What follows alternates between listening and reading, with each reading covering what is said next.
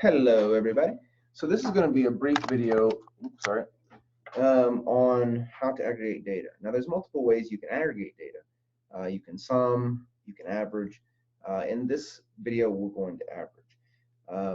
Averaging to aggregating by averaging helps us get around a couple things, like for example, missing data. With missing data, and if we were summing, then those participants with missing data would have a number lower than others artificially. They would have a lower number simply by virtue of the fact that some of their data is missing, and so fewer numbers go into the sum. But you can deal with that by, for example, one tactic is to replace the missing value with the mean of the other values. But that tactic essentially does what averaging would have done already. All right, so averaging is a little bit more resilient against things like missing data.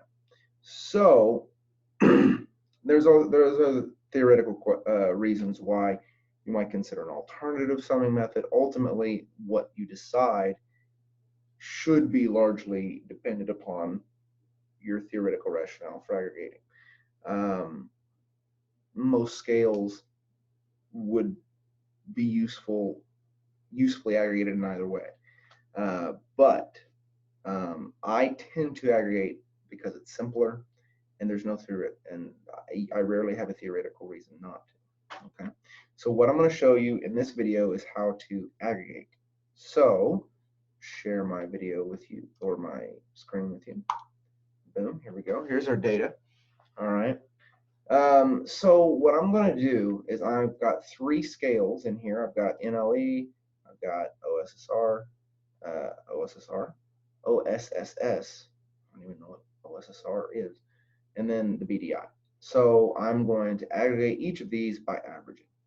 To do that, I'm going to go to transform, compute variable. I'm then going to, in this target variable box, I'm going to put in a name that tells me what the aggregated variable is. So here I'm going to put NLE ABE. That tells me this is the average NLE score. And so I'm going to come down to statistical, click mean, push that up here. I'm going to delete those question marks just because I think they put them in there to convey to you that you need to put the variable names in here. By variable names, I mean these. But they're going to be ultimately need to be replaced anyway. So now in the parentheses, all right, so you've got mean, open parenthesis, and close parenthesis. Between those parentheses, I need to put all the items of my scale. And so I'm aggregating NLE, so I need to put the items of NLE in between there. And so to put those in there, I highlight the name, press the, I'll do it again. I highlight the name, press the arrow over. I want to separate each item name from each other with a comma, and I just continue doing this until I have all of the items in there. Like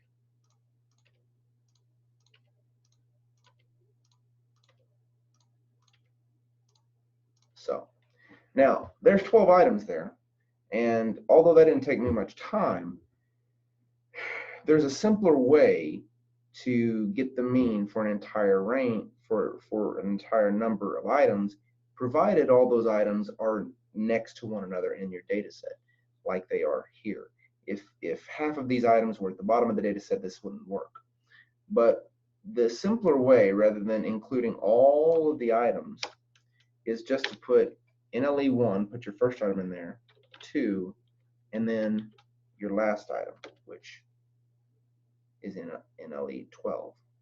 This will tell SPSS to calculate the average of all the items from NLE1 to NLE12. All right, so I just press OK. All right, my output pops up saying that, hey, we've done it.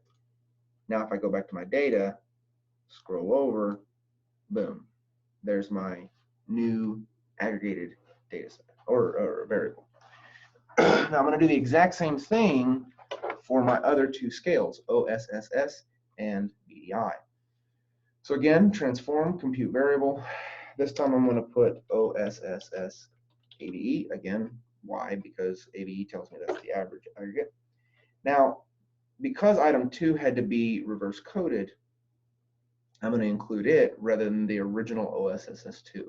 So in here, I'm going to put OSSS1, comma, OSSS2R, comma, and then OSSS3. And then I'm ready to press OK. There's the output telling me, hey, I've done it. And back in the data, here is my variable. And then finally, I'm going to do it for the BDI. Again, now there's 20 items in the BDI. So I'll put BDI AVE, and then I'm going to put the first item over there, 2, and the last item. Boom. All right. So I'll click. So I've got my name, mean, BDI1 to BDI2, or not 2, but 20, sorry. Click OK. Here's my output telling me, hey, I did it. And here is my new variable in my data. And that is that. There you go. That's how you aggregate data. Pretty simple, pretty easy peasy. And that's it for this video. So as always, if you have any questions, let me know. If not, take it easy.